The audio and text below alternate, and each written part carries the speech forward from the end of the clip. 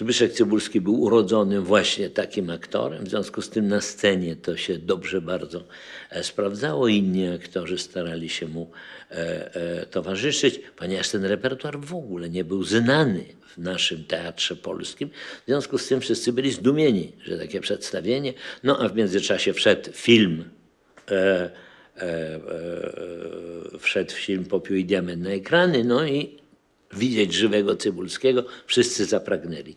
W związku z tym ta sztuka szybko z Teatru Wybrzeże ruszyła po całej Polsce i oglądana była wszędzie. I tu nastąpił pewien bardzo ciekawy moment, który muszę opowiedzieć, dlatego że teatr jest konwencją.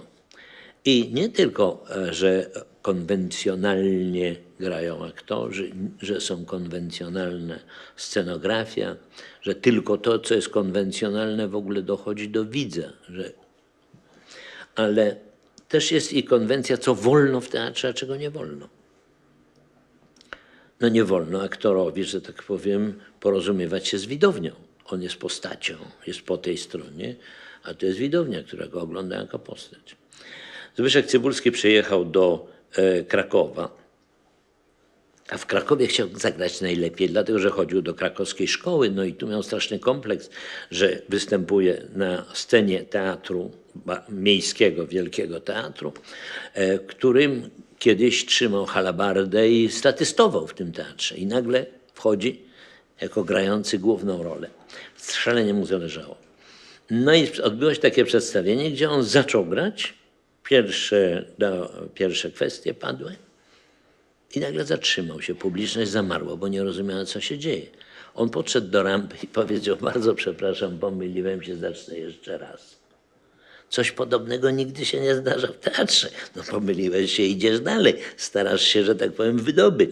To tylko w filmie jest tak, że on mówi: zatrzymaj kamerę, ja jeszcze raz zrobię, bo pomyliłem się. I on się zachował tak w teatrze, jak się zachowywał wtedy, kiedy robiliśmy Popiół i diament. To było fantastyczne, ale opowiadam to tylko dlatego, że też jego sposób komunikowania się z widownią w teatrze, potem jak grał, był też tak samo żywy. Właśnie taki, jakby on stał przed kamerą, jakby to było w tej chwili, jak gdyby to nie było wypracowane przez miesiące prób, tylko jakby to była improwizacja. Na którymś przedstawieniu opowiadali mi, bo nie widziałem tego, nagle nie mogą zacząć przedstawienia, bo nie ma Cybulskiego. Nie 10 minut, nie 15, nie ma Cybulskiego. Wszyscy czekają, no prawdopodobnie trzeba wyjść i powiedzieć, że przedstawienie odwołane. Nagle przed teatrem słychać motor, dudnienie motoru, on wtedy jeździł na motocyklu namiętnie. I wejściem dla widowni od tyłu wchodzi Cybulski z kaskiem w ręku motocyklowym, ubrany tak jak ubrany, no i przechodzi przez całą scenę, wchodzi za kurtynę. Za chwileczkę podnosi się kurtyna i on już gra w tej sztuce. Więc to oczywiście ta jego taka kompletne zaprzeczenie właśnie tego, co w teatrze wolno, a co nie wolno, opowiadam to dlatego, że to pokazuje jego taką niezwykłą żywość grania w teatrze, gdzie wszystko było improwizacją. A ponieważ miałem szczęście potem jeszcze raz się z nim spotkać, robiliśmy razem sztukę, która się nazywała Dwoje na huśtawce, też Gibsona, amerykańska sztuka. Ja zastanawiałem się, jak tu zrobić dekorację, nie miałem dobrego pomysłu na dekorację i nagle pojawiła się możliwość zrobienia okrągłej sceny. No okrągła scena nie wymaga żadnych dekoracji, bo dekoracje by zasłaniały widzą, że tak powiem, aktorów.